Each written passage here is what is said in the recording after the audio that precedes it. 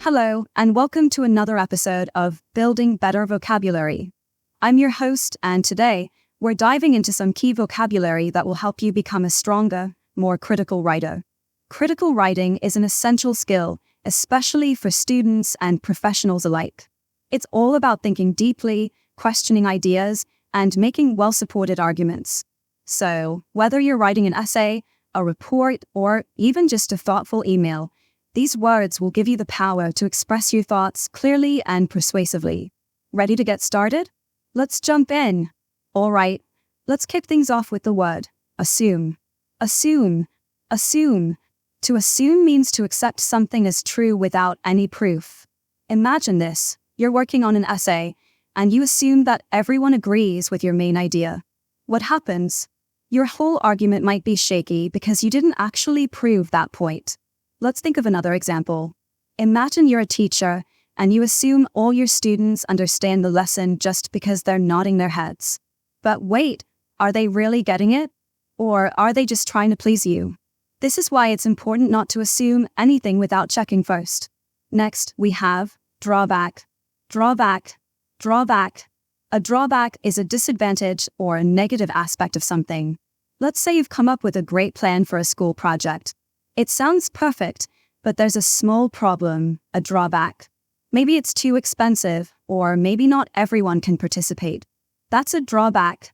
Here's another example. Imagine a new policy at work that seems beneficial, but then you realize the major drawback is the extra cost. Oh, that might change things. Moving on, let's talk about fundamental. Fundamental. Fundamental. When something is fundamental, it means it's essential or basic. It's the foundation of everything. Picture this. You're building a house. What's the first thing you need? A strong foundation. Without it, the house might collapse. It's the same with ideas. For example, a fundamental belief in honesty is crucial for building trust. Or think about learning a new language.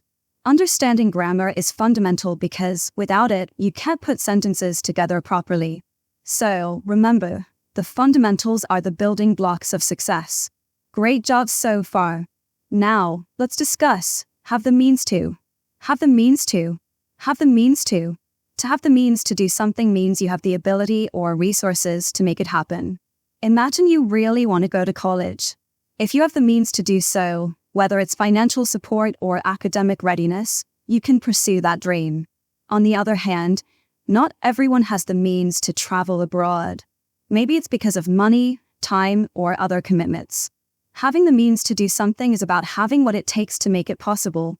Next, let's explore in terms of. In terms of. In terms of. This phrase is used when you're talking about something in a specific context. For example, in terms of success, what's important? Hard work, dedication, and sometimes a little bit of luck. Or think about a company doing well in terms of profits. It means they're making money, but there might be other issues like employee satisfaction. So, when you use this phrase, you're focusing on one aspect of a bigger picture. Now, let's talk about lack of. Lack of. Lack of. Lack of means the absence or deficiency of something. Imagine trying to finish a project, but you don't have enough time or resources. That's a lack of support, and it can really slow you down. Another example. Think about students in rural areas who don't have enough books or internet access. This lack of resources affects their ability to learn and succeed.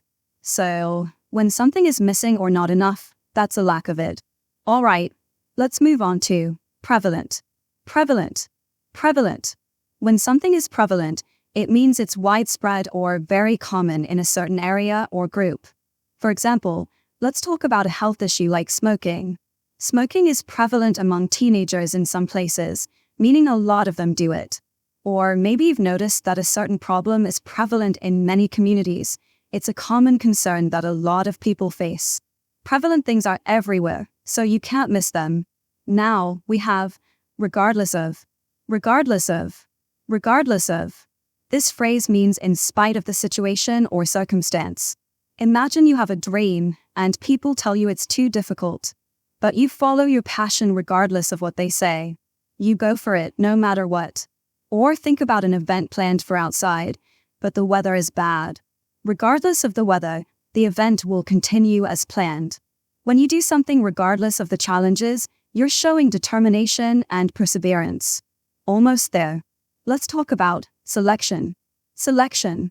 Selection. Selection is the process of choosing something from a range of options. Imagine you're at a library with a huge selection of books, so many choices. How do you pick just one? Or think about a company hiring for a new position. The selection of candidates is tough because there are so many qualified people. Making a selection means you're picking what's best from a lot of possibilities. And finally, we have tend to. Tend to. Tend to.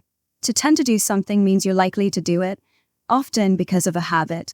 For example, people tend to focus on their strengths because it makes them feel confident. It's natural to do what you're good at.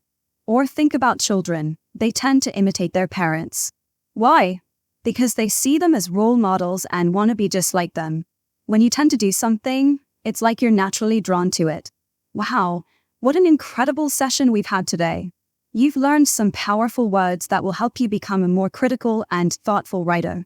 Remember, these words are not just for essays.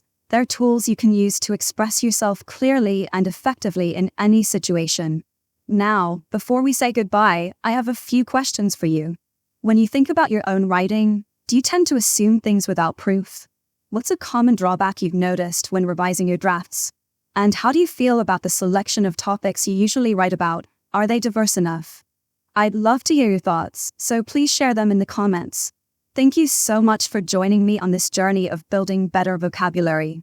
Keep practicing, keep questioning, and most importantly, keep writing with evidence and clarity. Don't forget to subscribe and share this podcast with your fellow learners. Until next time, goodbye for now.